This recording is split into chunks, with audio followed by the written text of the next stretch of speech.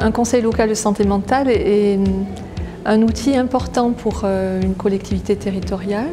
Donc en ce qui nous concerne sur le Pays Martigues, c'est un conseil de territoire qui est intégré dans la métropole Aix-Marseille-Provence qui porte ce conseil local de santé mentale.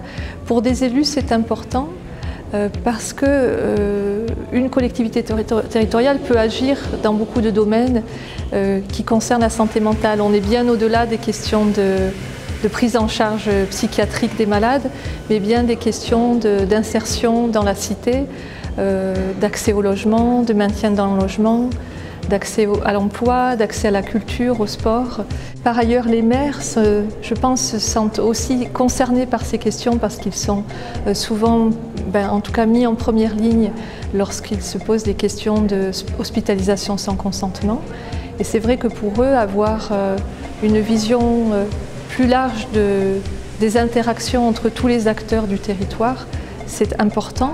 Ça peut permettre de prévenir ces situations d'hospitalisation sans consentement.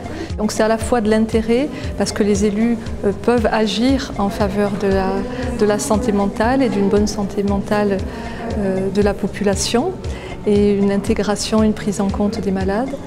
Et c'est aussi donc une bonne échelle de territoire pour agir en concertation et favoriser la coordination entre les acteurs. Une journée comme celle-ci qui permet de faire un peu le point à la fois des conseils locaux de santé mentale à l'échelle de la région et de ce qui peut être amené à être modifié du fait de la loi,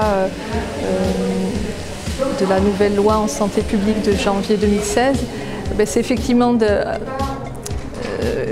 de voir comment évoluent les conseils locaux de santé mentale sur la région PACA, et on voit qu'ils sont de plus en plus nombreux, comment ils fonctionnent, comment ils s'organisent.